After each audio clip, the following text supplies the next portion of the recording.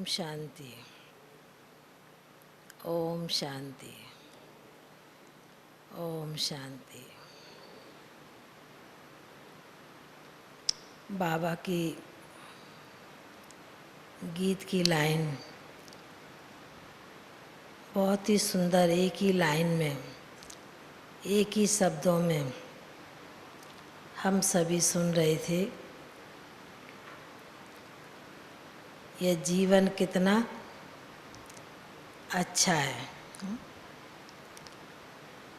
जब से बाबा के बने ये ब्राह्मण जीवन बहुत ही श्रेष्ठ और बहुत ही महान है। भले ज्ञान की मंजिल है, इस पर चढ़ने के लिए हम सभी को बहुत कुछ बीच बीच में बातें आती हैं, अनेक प्रकार के पेपर आते हैं, परीक्षाएं आती हैं। फिर भी हम बच्चे जिसने निश्चय कर लिया अपने पर और बाबा में वो इस मंजिल पर चढ़ता रहेगा और चलता रहेगा। साथ में बाबा का हाथ जैसे चढ़ने के लिए ऊंची पहाड़ी पर, चढ़ाई पर लकड़ी डंडे का सहारा लेते हैं, तभी हम सहज चढ़ पाते हैं। ऐसे ही इस चढ़ाई पर चढ़ने के लिए सबसे पहले तो हम सभी को प्यारे बाबा का सहारा होता है। उसके सहारे ही हम बच्चे चलना शुरू करते हैं। भले बीच बीच में कभी कभी बाबा भी कहते कि मैं माया को भेजता हूँ पेपर के रूप में, वो भी आती, वो भी चली जाती है, पर फिर भी हम बच्चे इस ज्ञान की मंजिल पर अभी तक भी चढ़ते आ रहे हैं, चलते आ रहे हैं और यहाँ तक पहुँचे हैं। इसलिए मेरे को कभी कभी कोई पूछता है कि आप लोग अभी तक यहाँ तक पहुँचे हैं, तो मैं कहती इस मंजिल पर पहुँचने में भी अभी तक 50 साल से ऊपर हो गए। और ऐसा नहीं कि इस 50 साल के जीवन में कुछ बातें नहीं आई हूँ, ऐसा कभी नहीं हुआ है। अभी तो फिर भी समय के अनुसार बहुत साधन सुविधाएं हो गई हैं, पर जब हम इस ज्ञान में आए तब उस प्रकार का साधन सुविधाएं नहीं थी। फिर भी ऐसे लगता था बहुत बाबा ने सहज रीति से इस मंजिल पर ला कर के खड़ा किया है। तो ज्ञान नहीं सुनाऊंगी मैं, अनुभव के आधार से ही कैसे बाबा ने आगे बढ़ाया, कैसे निश्चय कराया और कैसे यहाँ तक पहुँचाया, वही सुनाऊंगी मैं। क्योंकि ज्ञान तो हम सभी बहुत सुनते रहते हैं और सुनते अभी तक आए हैं। 4-5 दिन में सुनाए, क्योंकि मेरे से भी कई कल भी बहनें आई थी, पूछ रही थी आप कैसे भोग में जाते हैं, कैसे शुरू में गए और कैसे निश्चय हुआ। तो आज वही अनुभव के आधार से मैं सुनाऊंगी कि कैसे हम इस ज्ञान में बचपन से आए, छोटी उम्र से, और शुरू से ही बाबा में शुरू से ही निश्चय था। भले छोटापन बचपन होने के कारण कोई दुख अशांति नहीं थी, पर बाबा की अपनी खींच होती है। तो ऐसे हम जब बचपन में ज्ञान में आए, लौकिक माँ ज्ञान में चलती थी, उनके साथ ही आए। ज्ञान उस समय इतना गहरा नहीं था जैसे अभी। तो ज्ञान भी हमारा बहुत वैरायटी हो गया है, अनेक रीति से है, अनेक रूपों से समझाया जाता है। सिर्फ पहले बाबा की मुरली थी और सिर्फ अपने मेन चित्र झार त्रिमूर्ति गोला, सीढ़ी भी बाद में बनी है, इतना ही ज्ञान था। और कोर्स में भी क्लास जब शुरू में बच्चे थे तब उतना ही ज्ञान सुनाया कि आप आत्मा बिंदी है, शिव बाबा बिंदी है, परमधाम लाल है, ज्योति स्वरूप है आप। बस इतना ही ज्ञान था और बाकी कोई ज्ञान था नहीं। फिर भी इस ज्ञान को समझते समझते बाबा की जैसे याद के साथ अपने 4 सब्जेक्ट है, ज्ञान, योग, धारणा, सेवा, तो चारों ही सब्जेक्ट में ज्ञान तो बताया ना, गहरा कुछ समझ में भी नहीं आता था, भी नहीं इतना पर बचपन से योग बहुत अच्छा लगता था। बाबा से बातें करना, योग में बचपन से ही कुछ ना कुछ अनुभूति होती थी। छोटे थे 8-10 साल के जब से, और सेवा से ही उतना प्यार था। बाबा के घर में आकर के हर प्रकार की सेवा करना।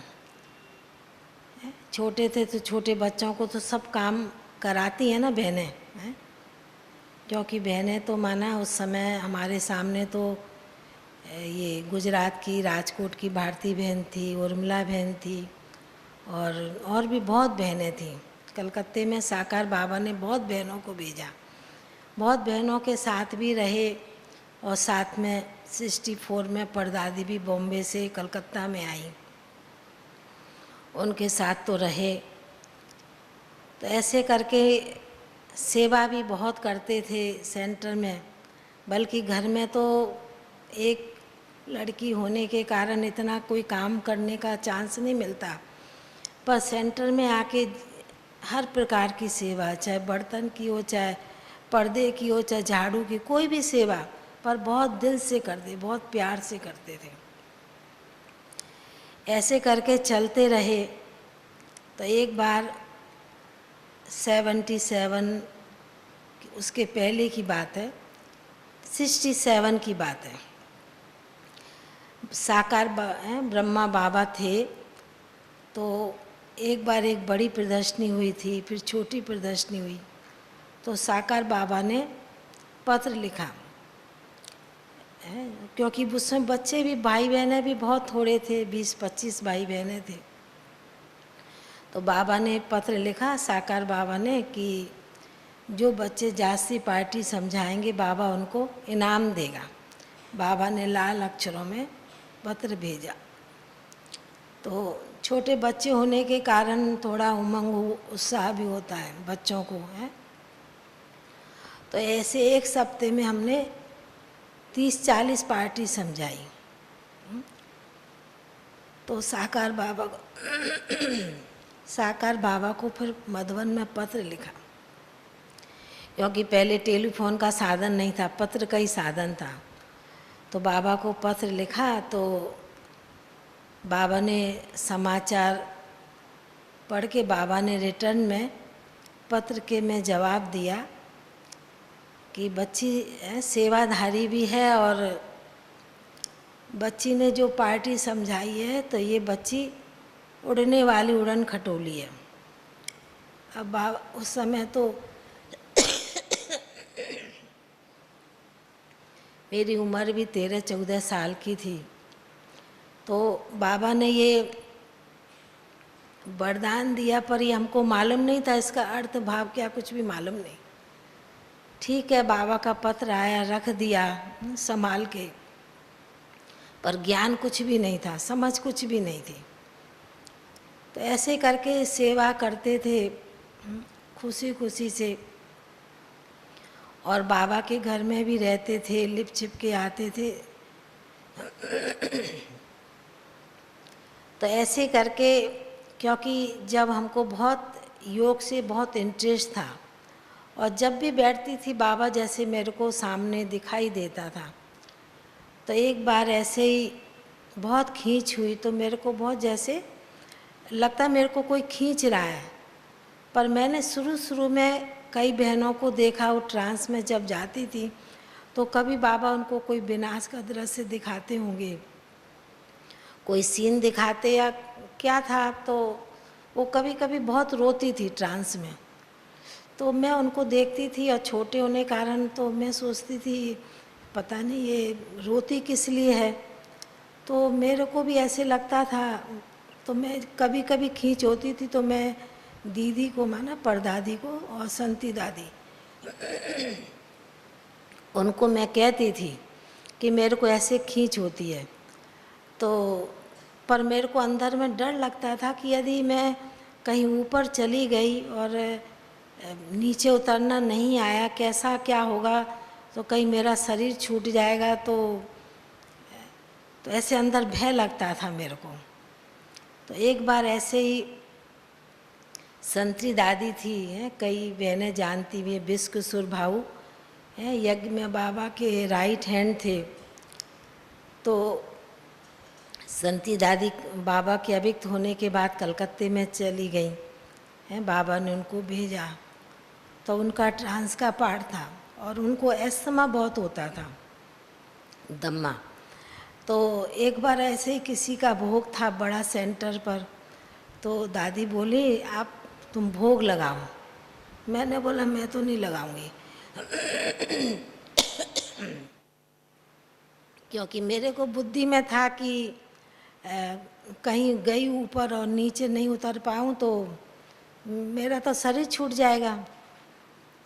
तो ये डर के मारे मैं माना कभी कभी खिस्से खिस्से नीचे का कोई संकल्प, कोई बात याद कर लेती थी। तो दादी मेरे को बोली नहीं नहीं तुमको लगाना। तो संती दादी ने दीदी को बोला, परदादी को, कि आप इसको बोलो ये लगाएगी और किसका बड़ा भोग है।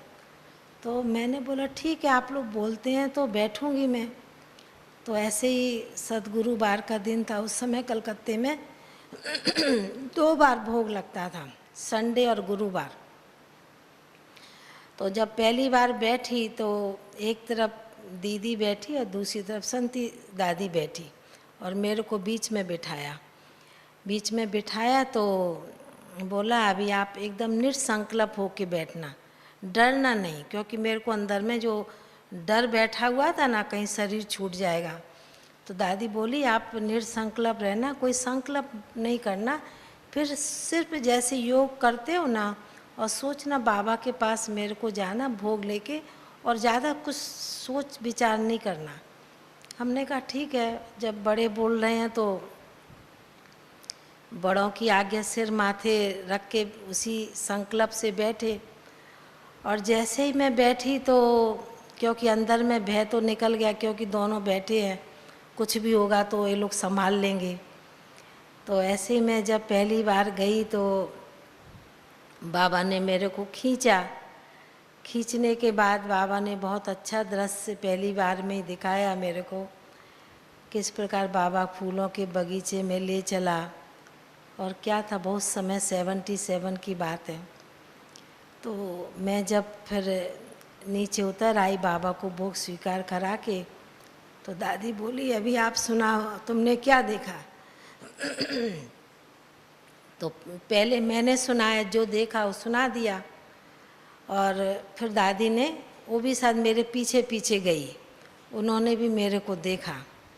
बोला अभी ठीक है, अभी तुम उड़ना सीख गई। बोला तुमको अपना बाबा का, साकार बाबा का वरदान याद नहीं? बाबा ने तुमको ये वरदान दिया 67 में, और तुम अपने वरदान को नहीं भूल गई और डरती है इतना। तो मैंने कहा कि तब क्योंकि छोटी उम्र थी, मैं कहती छोटी हूँ ना तो थोड़ा डर तो लगेगा ना, बच्चे हैं तो ऐसे करके मतलब ट्रांस का पाठ खुला। और उसके बाद जब 77 में ट्रांस का पाठ खुला, अब ट्रांस के पाठ में हमको निश्चय कैसे होवे ये हमको अपने ऊपर की बात है, क्योंकि मेरा इतना योग बाबा से है कि नहीं है बाबा तक मैं पहुंच पाती हूँ कि नहीं, बाबा जो बोल रहा है वो सत्य बोल रहा है कि नहीं, ये भी मेरे को अपने आप में कन्फ्यूज होता था। तो ऐसे इसी प्रकार कलकत्ते में 81 82 में मेला होने वाला था। तो वहाँ कलकत्ते में 2 बार जो भोग लगते थे, गुरुवार संडे, तो जो निमित्त थे सेवा के, तो वो कुछ ना कुछ संदेश देते थे मेरे को, अब बाबा को बोलो ऐसा कर दो, ऐसा कर दो।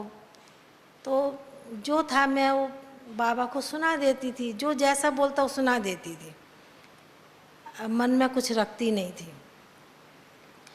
तो जब 82 मेले की बात हुई थी तो बाबा ने मेरे को पहली बार में बाबा ने कहा, दिखाया कि बाबा ने झंडा लहरा दिया है, माना मैदान मिल गया, झंडा लहरा दिया है।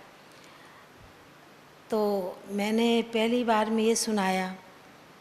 संदेश सुनाने के 3-4 महीने के बाद, 3 महीने के बाद मैदान मिला। तो कई बार गुरुवार संडे जाते थे, कुछ ना कुछ संदेश लाते थे, सुना देते थे। भाई बहनें भी कहते थे जो निमित्त थे सेवा के, वो कहते मैदान तो मिलता नहीं है, बाबा कहता है झंडा लहरा दिया है, ऐसे कैसे होगा। हमने कहा जो बाबा ने बोला वो मैंने आप सभी को सुनाया है। तो ऐसे करके एक बार बहुत भाई बहनों ने बहुत कुछ बातें बाबा के लिए बोली, मैंने बाबा को सुनाई कि बाबा इस प्रकार सभी मेरे से प्रश्न करते रहते, पूछते रहते हैं, दीदी भी पूछती है। तो बाबा ने कहा कि देखो बच्ची, बाबा ने फिर रिटर्न में बहुत सुंदर, ये खाली शब्द थोड़े शब्द याद है मेरे को बाबा ने बोला कि बच्ची जो संदेश देते हैं ना, उनको एक बात बाबा की बताना, कि उनको कहना जब बाबा की सेवा पर आप बच्चे जाते हो तो बाबा को साथ रख के जाते हो, साथ लेकर के जाते हो, और जब जाते हो तो बाबा के कमरे से छुट्टी लेके जाते हो। और तीसरी बात बताई कि आप बच्चे जब जाते हो तो सेवा पर टोली प्रसाद लेके जाते हो, क्योंकि उस समय सन 80, 81, 81 में इतना हर सेंटर पर बाबा के कमरे नहीं थे, और टोली की प्रथा और इस तरह की प्रथा बहुत कम थी। तो हमने क्लास में जो निमित्त थे सेवा के, उनको ये बात सुनाई, बाबा ने ऐसे आप सभी के लिए कहा है। तो जब वो बात उन सभी को क्लास में सुनाई, सब ने बहुत ध्यान से सुनी। नहीं तो क्या होता था वो हम देखते थे 9 बजे ऑफिस खुलती हैं तो 8:30 बजे नाश्ता करके सब लोग को जल्दी जाने की लगती थी, किस मिनिस्टर से मिलना है, किससे मिलना है, ऐसे करके सब नाश्ता किया और जल्दी सीधे अपना कागज़ पत्र लेके जाने की लगती थी। कोई जाता था बाबा कमरे में, कोई उस समय वहाँ भी सेंटर में बाबा का कमरा बना नहीं था, फिर पीछे बनाया। तो जब बाबा ने संदेश दिया तो उस दिन क्या हुआ, कुछ भाई बहनें जो निमित्त थे वो बाबा के कमरे में बाकायदा 10-12 मिनट योग किया, और बाकायदा फिर टोली ले कर के गए और बाबा से छुट्टी ले कर के गए। तो जैसे वो जिस दिन गए तो जैसे कि मैदान की उनको मिलने की हरी झंडी मिली, तो माना थोड़ा जैसे कि लाइन थोड़ी क्लियर होने लगी। तो बाबा आगे आगे पीछे तो मैदान मेला तैयारी हुई बहुत अच्छी तरह से, और जब फुल तैयारी हो गई, ओपनिंग का टाइम होने लगा, तो हमको भी जो अंदर अपने आप में ऐसे होता था ना, बाबा ने तो बोल दिया है पर होगा कि नहीं होगा मैं भी देखती हूँ, ऐसे अपने आप को मैं किसी को बोलती नहीं थी, पर मैं अपने आप को अंदर में ऐसे मेरे को मन में था कि बाबा ने बोला है और झंडा लहरा दिया तो किस प्रकार झंडा बाबा लहराएगा, ऐसे मेरे को अपने आप में थोड़ा निश्चय नहीं होके थोड़ा संशय पैदा होता था। तो जब मैं गुरुवार को बैठी भोग लगाने के लिए, बाबा ने कहा कि बच्ची अभी तो मैदान मिल गया ना, अभी बच्चों को थोड़ी संतुष्टि हुई है, थोड़ी बच्चों को धीरता आई, थोड़ा बच्चों को बाबा पर निश्चय हुआ है।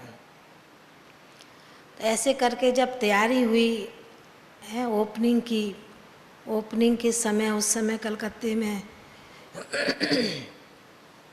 2 दादियाँ तो थी, बड़ी दीदी, जानकी दादी, प्रकाशमणि दादी, तीनों दादियाँ, 5 दादी थी। और उस समय गुलजार दादी का प्रोग्राम नहीं था कलकत्ते में आने का। तो अचानक, क्योंकि 81 में दिल्ली का प्रोग्राम हुआ था बड़ा, उसके कारण दादी आने वाली नहीं थी। फिर दादी का भी कैसे प्रोग्राम 2 दिन के लिए बन गया, गुलजार दादी भी आई। और जब ओपनिंग के लिए सभी स्टेज पर सभी खड़े हुए तो बाबा का झंडा तो लहराया जाता है ना, आप सभी को मालूम है। कोई भी अच्छा कार्य, शुभ कार्य होता तो बाबा को आगे रखते हैं। तो जैसे ही झंडा लहराने के लिए सभी दादियाँ खड़ी हुई स्टेज पर और सभी दादियों ने डोरी पकड़ी, तो गुलजार दादी उसी समय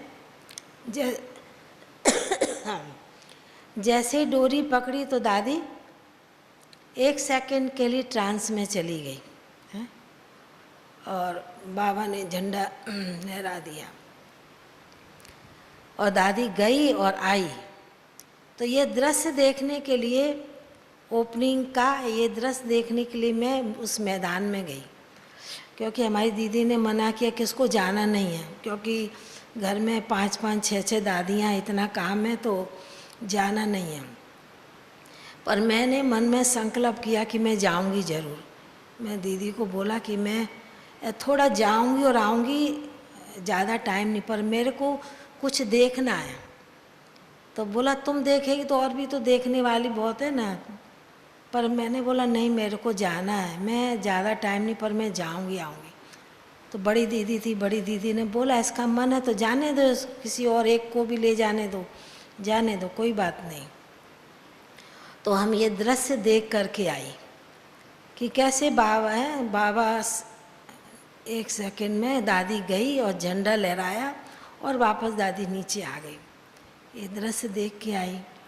फिर संडे का दिन आया भोग लगाने का बाबा के पास गई मैं, तो बाबा ने, जैसे ही मैं गई तो बाबा ने मेरे को कहा कि बच्ची क्या संदेश लाई है। तो मैं थोड़ा मुस्कराने लगी। तो बाबा ने कहा कि बच्ची अभी आपको निश्चय हुआ बाबा में। तो मैंने कहा जी बाबा। तो क्योंकि हमको अपने आप में निश्चय नहीं हो रहा था ना, तो बाबा ने कहा कि देखो बच्ची, आपको कभी भी बाबा की बात में संशय नहीं आना चाहिए। और जब बाबा ने आपको पहली बार में ही दिखाया और बताया कि बाबा ने झंडा लहरा दिया है, तो आपको निश्चय क्यों नहीं हो रहा। तो मैंने बाबा को बोला कि बाबा मैं अभी छोटी हूँ ना, इतना तो मेरे को समझ है नहीं, इसलिए मैं जो होता था वो मैं क्लास में, भरी क्लास में बोल देती थी। तो बाबा ने कहा कि बच्ची, आज के बाद आप कभी भी बाबा की बात में संशय नहीं लाना है। बाबा ने जो बोला है आपको सत्य कहा है, और सत्य के आधार पर ही आपको चलना है। तो ऐसे करके मतलब हमको सबसे पहले 81 में अपने आप में निश्चय, बाबा में निश्चय और ट्रांस के पाठ में निश्चय हुआ, क्योंकि ये भी एक बहुत बड़ी अपने आप को भी समझने की बात है। जैसे कल मेरे से कोई एक बहन पूछ रही थी कि बाबा जो हम बच्चों को कहता है कि बाबा वरदान देता है, बाबा अमृत बेले हम बच्चों को उठाता है, सकाश देता है, ये हमको अनुभव नहीं होता है। पर उसको भी समझने की हम विशेष बच्चों को वो कैचिंग पावर चाहिए, हमारा माइंड बहुत फ्री हल्का होना चाहिए। जब हमारी बुद्धि बहुत क्लीन और क्लियर होती है तब हम बाबा की बात को कैच कर पाते हैं। तो ऐसे करके हमको बाबा ने इस ट्रांस के पार्ट में भी बहुत पक्का कराया, निश्चय बुद्धि बनाया। उसके बाद में भी कई प्रकार की बातें होती थी, पर कभी कभी बाबा की बात भी इतनी सत्य लगती है कि बाबा ने जो बोला है एकदम सत्य कहा है।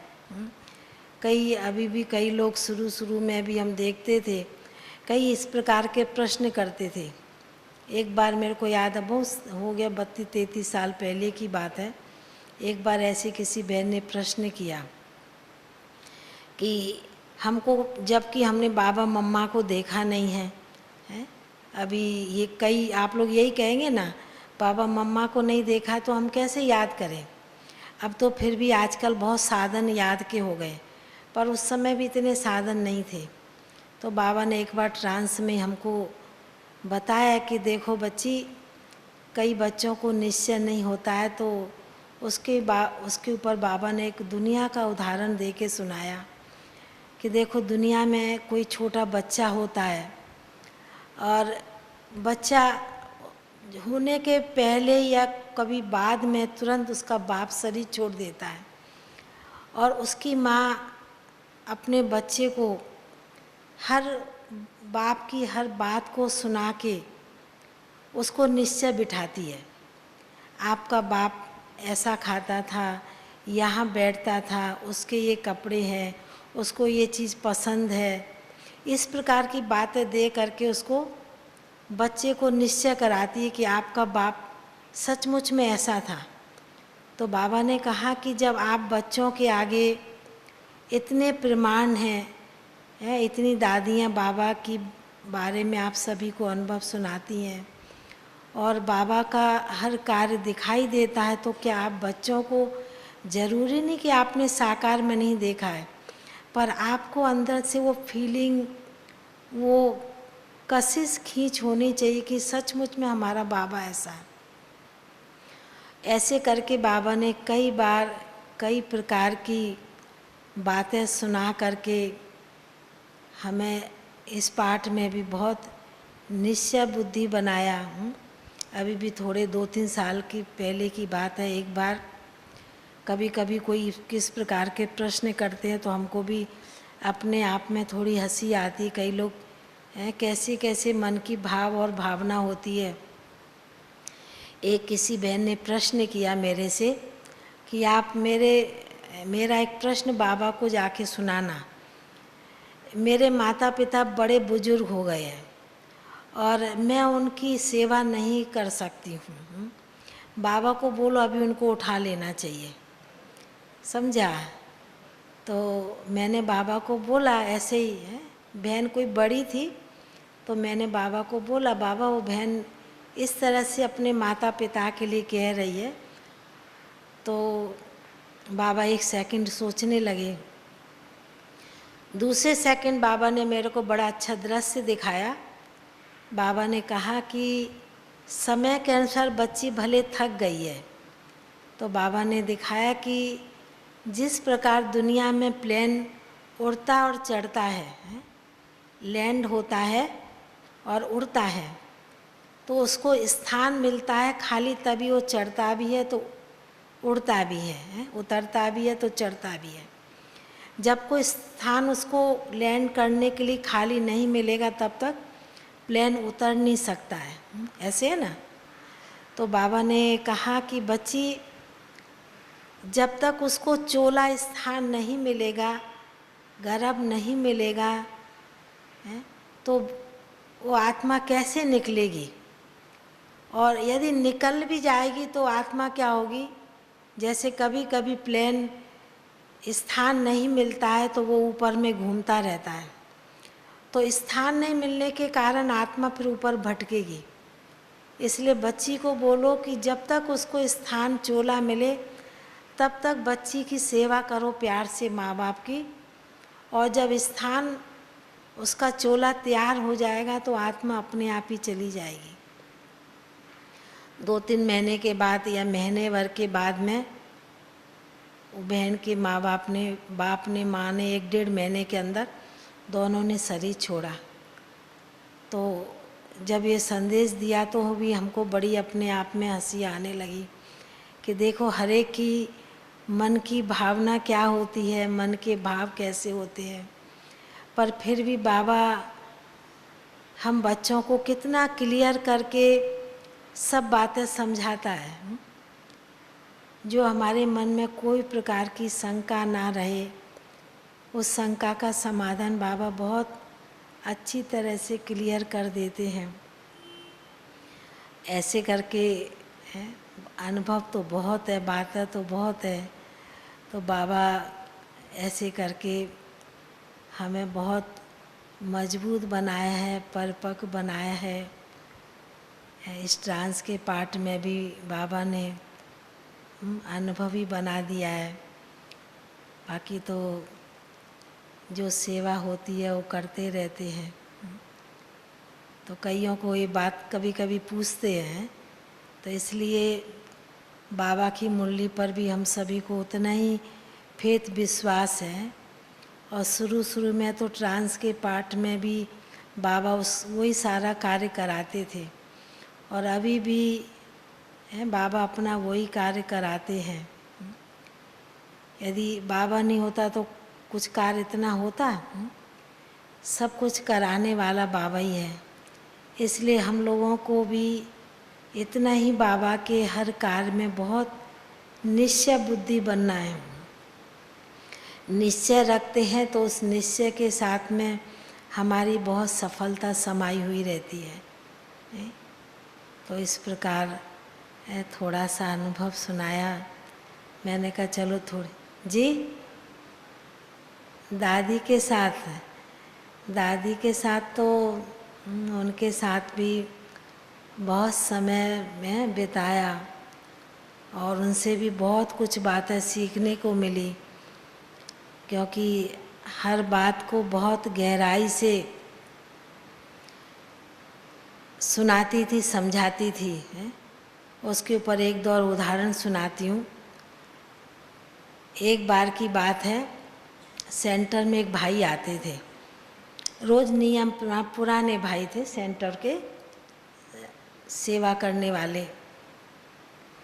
तो कभी कभी कोई बात में संशय आ जाता है। कभी कभी सेंटर में भी ऐसे होता है ना, 2, 5, 10 भाई इकट्ठे अच्छे सेवाधारी होते हैं, तो कभी बहनों की दृष्टि माना, कभी उसकी तरफ ध्यान नहीं दिया, कभी दूसरे तीसरे की तरफ ध्यान दी, कई ऐसी बातें हो जाती हैं।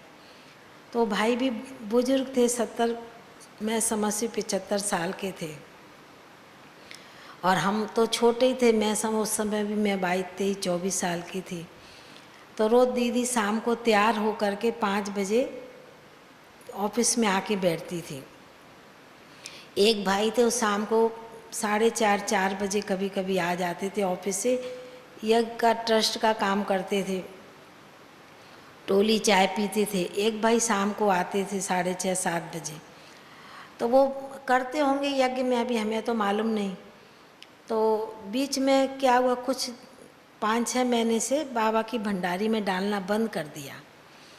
तो उन्होंने एक दिन, मैं तो ऐसी कुछ चाय टोली कुछ लेकर के सामने से आई, तो तब मैंने ये शब्द सुना। तो वो भाई बोलते हैं, माना टोली तो बाकायदे वो भाई खाते थे, पर 5-6 महीने से भंडारे में नहीं डालते थे। पर नहीं डालने से अपना मन खाता है कि हम बाबा के घर में रोज़ खा रहे हैं, और डाल कुछ नहीं रहे हैं तो अपना दिल मन खाता है।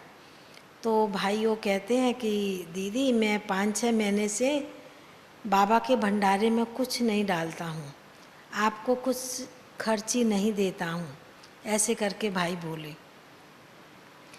दीदी ने उसी समय उसी क्षण बोला, आपने क्या बोला, क्या कहा? तो बोला मैं आपको 5-6 महीने से कुछ भी भंडारे में डालने के लिए नहीं दे रहा हूँ। तो दीदी ने उनको झट कहा कि आप देने वाले कौन हैं? हमें तो देने वाला और खिलाने वाला बाबा है। आप नहीं डालते हैं तो हमको तो कुछ है नहीं है, हमें तो कुछ घाटा नहीं है, हमें तो बाबा दाल रोटी खिला रहा है। तो दीदी ने इतना उसको प्रेम से उस भाई के, वो भाई भी बुजुर्ग थे, पुराने थे, अनन्य थे, बहुत प्यार से जवाब दिया। तो भाई भी दीदी का चेहरा देखते रहे। नहीं तो कभी कभी बहनों का भी ऐसे थोड़ा ऊपर नीचे चेहरा चित्र हो जाता है, पर हमने उस समय देखा दीदी की स्थिति इतनी, बोला आप खिलाने वाले कौन है और देने वाले कौन है। हमने बाबा को जीवन सौंपी है, बाबा देता है, बाबा खिलाता है। तो इस प्रकार कई ऐसी बातें होती थी जो हमारे प्रैक्टिकल जीवन में। एक बार ऐसे कोई गरीब साधारण भाई थे, तो एक भाई, टाइम थोड़ा किसी ने आधा घंटा 15 मिनट आगे पीछे लिया, तो एक साधारण भाई था, तो उसने थोड़ा टाइम ज़्यादा ले लिया और गरीब था, उसकी बात बहुत दिल से सुनी। और जो अमीर भाई था उसकी बात दीदी ने 5 मिनट सुन के उसको पूरी कर दी। तो जो भाई दूसरे थे वो बैठे हुए थे, तो वो भाई को लगा कि वो भाई, इससे तो दीदी आधा घंटा इतनी बात किया, उसकी बात इतना देर तक सुनी, और मैं इतना करता हूँ तो मेरे साथ 5 मिनट बात किया, 5 मिनट में बात पूरी हो गई है, ओम शांति हो गई। तो उस भाई ने फिर दूसरे दिन आके प्रश्न किया दीदी से, आपने ऐसा क्यों किया? वो तो साधारण भाई था, उसके साथ आपने आधा घंटा टाइम दिया और मेरे साथ 5 मिनट टाइम दिया। तो दीदी ने बहुत अच्छी तरह से उसको जवाब दिया उन भाई को कि देखो, वो साधारण है और साधारण है, पर है तो बाबा का बच्चा। आज उसकी दिल की बात बाबा सुनता है और निमित्त हम सुनते हैं, हमको बाबा ने निमित्त बनाया, हम सुन रहे हैं। यदि मैं नहीं सुनूंगी तो कौन सुनेगा? उसके घर की 10 परिस्थिति की बातें हैं, आपकी तो एक बात है, और आप एक बात आपकी 5 मिनट में इसलिए पूरी कर दी क्योंकि आप तो रोज़ आते हो, रोज़ मिलते हो। आपसे आज नहीं बात करूं तो कल भी उसका जवाब आपको दे दूंगी। पर ये भाई तो इतना दूर से आया, गरीब है, और उसको थोड़ा उसका दिल लेंगे तो उसको, उसकी दिल में कितनी खुशी पैदा हो जाएगी। और सचमुच में मेरे को याद है, वो भाई कुछ भी नहीं, थोड़ा सा कभी कच्चा आम ले आता था, कभी कच्चा पपीता ले आता था, पर उसकी बड़ी दिल की भावना अंदर होती थी। बहुत बातें हैं।